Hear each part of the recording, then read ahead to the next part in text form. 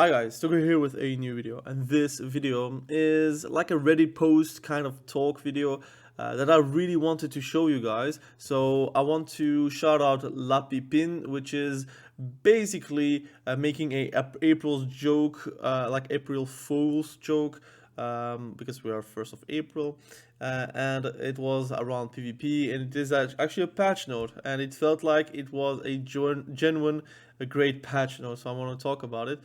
You're going to say, why talk about a joke? Well, because it is actually everything summed up of what I would like to see changed in PvP. Like something that is actually very easy to implement, something that they could do right now, something that really doesn't affect too much like the work in progress or war within, something they could do right now. So I want to talk about it and then like give an opinion about it and how really we do need that like changed for season 4 at least, because season 3 I think it's screwed, but for season 4 it could be very fun. Let's talk about it. So general, it's written, weekly rating inflation is now dynamically adjusted to compensate for periods of low participation. Now you cannot see it because of my camera, but it's very hard to adjust, so I'm going to do that like this. Basically, this is something that is actually very hard to do because it is algorithmic, but they could do that. They could really stop judging because of the participation and go for a dynamic MMR adjustment. Really, they could just try to change it that makes it unaffected by population. But the problem is MMR is a zero sum game. If I play versus you, basically the MMR loss and the MMR win is kinda the same. So if it's minus 22 for you, it should be plus 22 for me. That's why it's very hard for healers to actually win MMR, because in general they're going to be going 3-3 for example, and it will be a zero sum game, so it will be equal to 0. Or if my MMR is higher than yours, you're going to win MMR from me. That is how it works, unfortunately. It has nothing to do per se with what is happening in the game, but more about like how your MMR number is affecting the game, which is a bit sad, but it is how it is at the end of the day. It's the same for chess, so it's the same for everything in MMR system life, I would say. But let's talk about the things that are actually very interesting to me, which they could implement right now. So the deserter buff, debuff, is currently 15 minutes or 30 minutes, I don't even know, and it is only for one like character, and you could just switch your character and play another one for the amount of the debuff that we have. But what he is suggesting is basically the deserter debuff for leaving a solo shuffle has been increased to 1 hour and is applied to all characters on that account. That's something that could help for a lot of healers, I would say, because a lot of healers actually just leave whenever they lose because they lose less MMR than CR. So it means that it is very easy to go back to your CR level. So that's something that is going to help those cases, but also just in general, it's going to punish leavers. But leaving a solo shuffle now incurs an MMR penalty equal to the amount of subtracted CR. So there is no benefits anymore to actually leave a game. You're going to lose the same MMR, the same CR. So basically, you're just going to go roll back into what happened 3 days ago. So if you were 1800 and then you got to 1950, for example, decided to leave that game, well, you're going to go back to 1800 without like the MMR boost actually helping you back to your CR.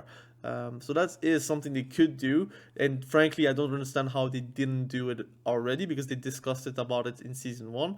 But I tested with my healer again. I'm very sorry for the people that did get a win, like a lessened win, I would say.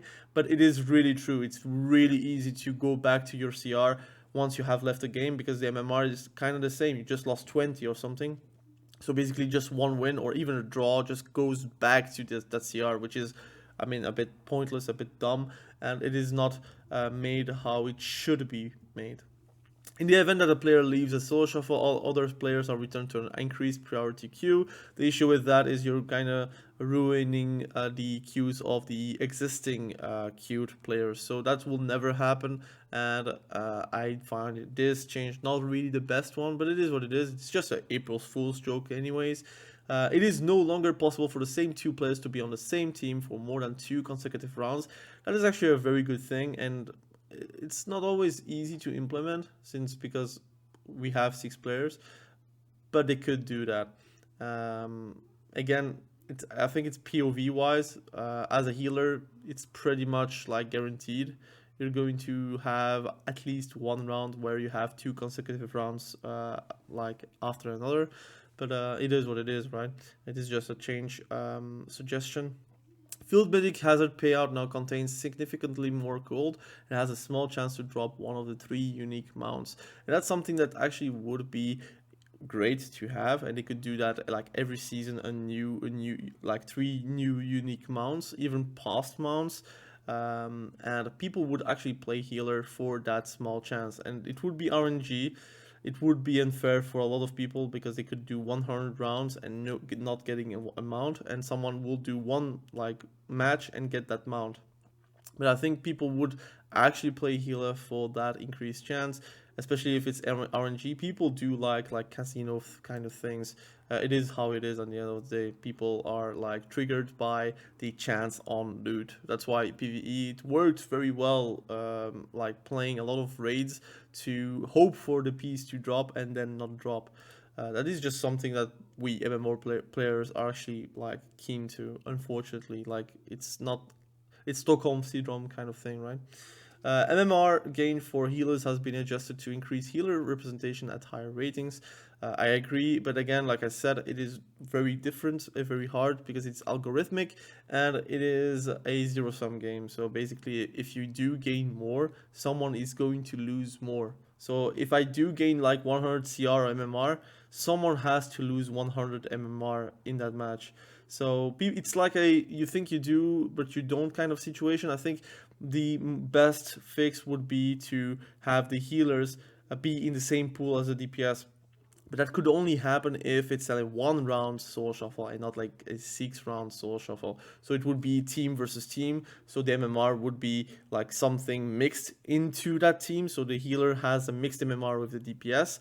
And if you lose, well, you all 3 lose. But if you win, all 3 win. And it's way easier to then have like a big ladder where nothing is really skewed towards DPS or healer, because in that situation it would be healers, and I would not like understand, like again, MMR wise, you cannot really make it sense because it is a zero-sum game. And I know like people would like to hear me like say MMR is bad, MMR should be way easier to gain, but the truth is if MMR is easy to gain, MMR is also easy to lose. So it's a you think you do but you don't situation. That just is how MMR works at the end of the day. So they would have to step away from MMR and go for a arbitrary system. But again, it's still a zero-sum game. You don't want to have like everyone like 80% at 2400 because it would not make sense. It would make 2400 something of a 1200 bracket. So you don't really want that as well. So it's very hard to adjust. I think Soul Shuffle is a bit hard because it's like 6 rounds and it is like shuffled, and you only have one true 1v1, which is the 2 healers. So that's why if they put like 1 round instead of 6, and the healer is mixed with the DPS, then it would be easier at least for the healers to climb. It would be also a bit harder for DPSs to climb as well. Rewards, that would be something I would like to see, to be honest. New seasonal ground mount has been added, Reigns of the Verdant Legends Battle X. So it means that you could do Battle Bear, you could do Battle Wolf, you could do Battle whatever. So that's something that you could do.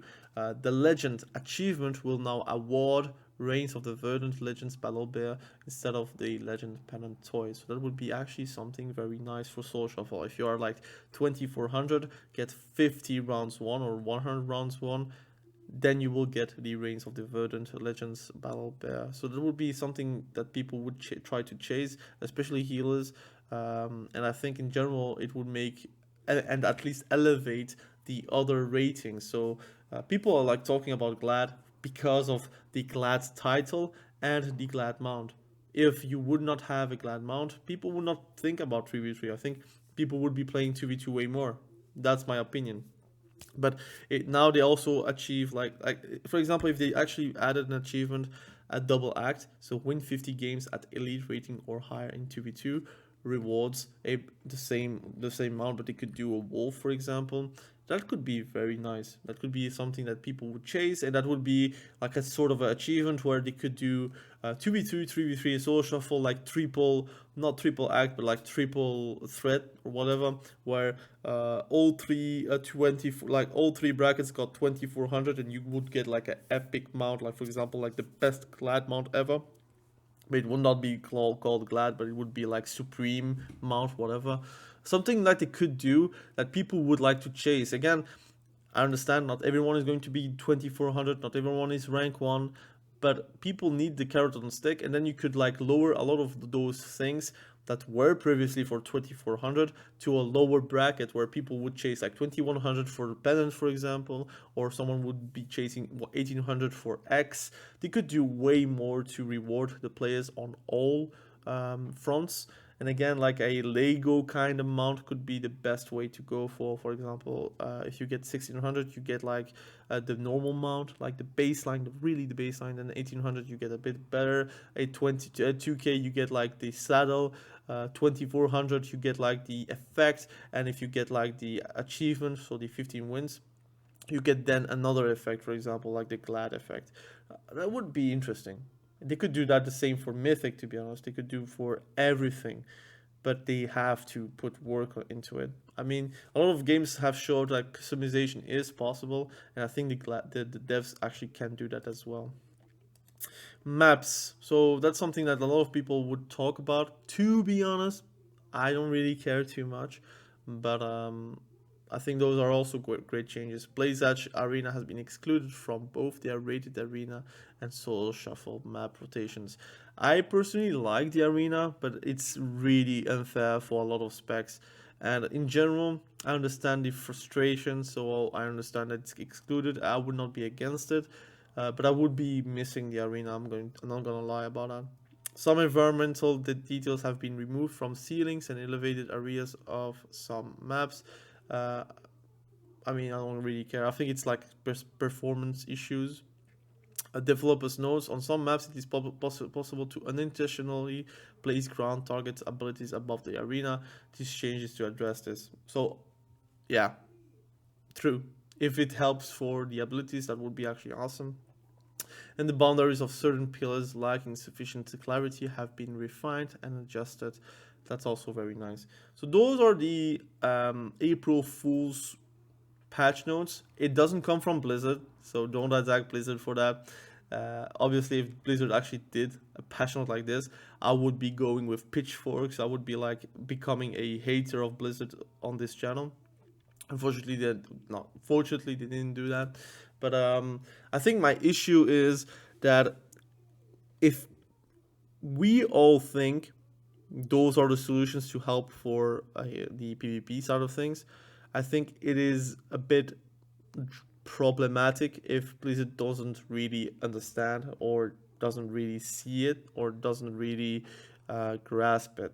Like, if everyone thinks those are the changes that we really need, obviously someone at Blizzard would be thinking the same normally, because again, normally bright people think the same, or maybe dumb people like us. But I think we're bright. I think those changes are bright. So I would think that Blizzard actually looks at this and sees dollar signs. But unfortunately, they're not seeming to see dollar signs to PvP. At least Blunderstorm is a PvP kind of thing, and that's something I'm very happy about, although I'm not really playing it too much because again, I feel like it's too empty, like content wise, like satisfaction wise, I would say. Like after having played it like 10 rounds, like 10 thunderstorms, it feels like I've seen everything. While in Warzone, I like you could do way more and a lot of POVs, and you have a lot of weapons. You have a lot of ways to play the game as well, like a rebirth kind of thing. And you can, again, there's multiple things that makes it more fresh. Where Plunderstorm feels like it is really just a egg right now. It actually needs to become like a chicken. For that needs way more work, and I hope they are not seeing it like Plunderstorm is and does need to be the future of PvP, because I want it to be added, not replaced. I want to have Plunderstorm exist in a PvP form and be like something competitive as well, but not something that replaces what we have right now, because again, what we have right now is not like ideal.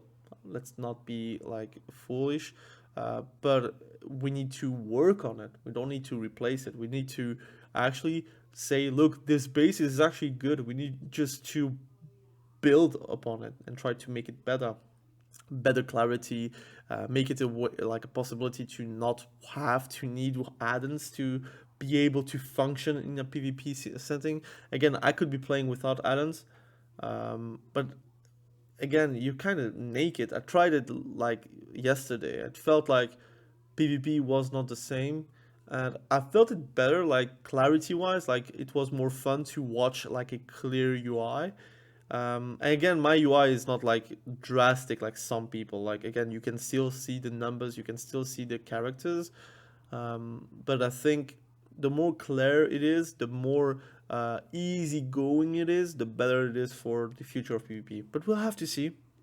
Again, this is more of like a laid back video where I try to say what I really want to say. I need changes for PvP to make it thrive, but also just make it understand that we kind of need more help.